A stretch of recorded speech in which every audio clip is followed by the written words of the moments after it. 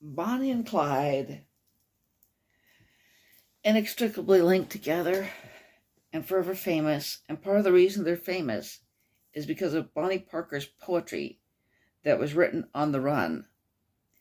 Had Clyde Barrow never met up with the tiny, under 5 feet tall and weighing only 85 pounds Bonnie Parker, he would have been just another faceless, brutal robber murderer, forgotten within a few days of his sordid death.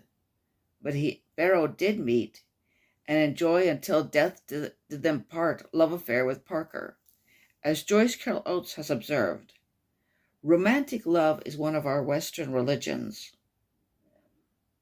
America loves a lover, even a criminal, murderous lover.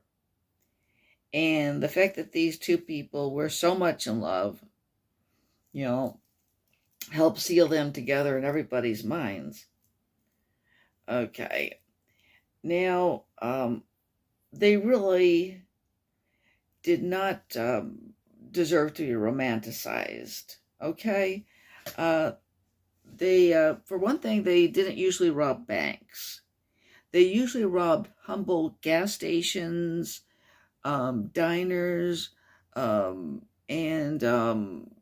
grocery stores, mom and pop stores. These were not run by wealthy people. These were run by people who were just barely making it, scraping by.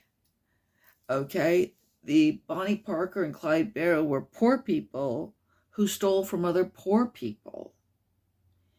And the tendency of, in fact, they never even tried for a big heist. The biggest heist they ever got was $1,500. That wasn't much even by Depression era standards. And the planning was usually pretty sloppy. Now, Clyde's marksmanship was excellent, which is why he did a lot of murders, and so, they weren't striking out at the establishment as they've been made to do in some movies. They were, just brutal thugs who were hurting people who were already hurting. Anyway, Bonnie Parker's poetry, plus those photographs of them in clownish poses, have made them, immortal. Okay, and they're immortal whether they deserve to be immortal or not. And her best known poem, of course, is The Trail's End, often called The Story of Bonnie and Clyde. Okay, you've read the story of Jesse James, of how he lived and died. If you're still in need of something to read, here is the story of Bonnie and Clyde. And it says later, there are a lot of untruths to their write-ups. They're not so merciless as that. They hate all the laws, the stool pigeons, spotters, and rats.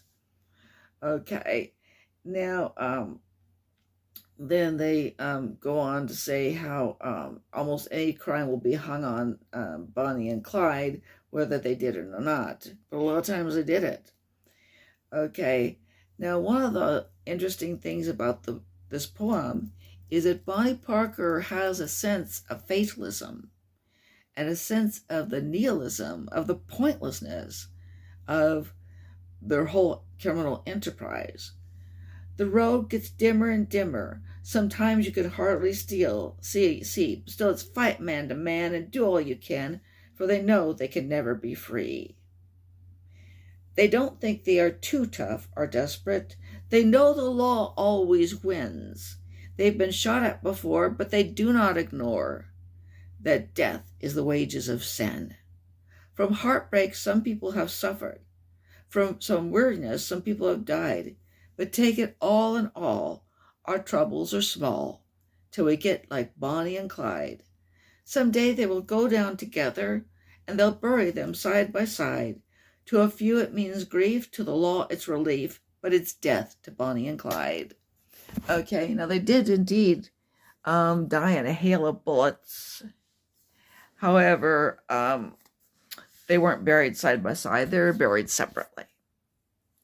But the poem does, capture that sense that they know that she knows they're gonna die. And she kind of knows the pointlessness of the whole thing. And I hope you like hearing that. Hope you'll subscribe. And I hope you tell other people about me. Help me grow my social media presence, okay?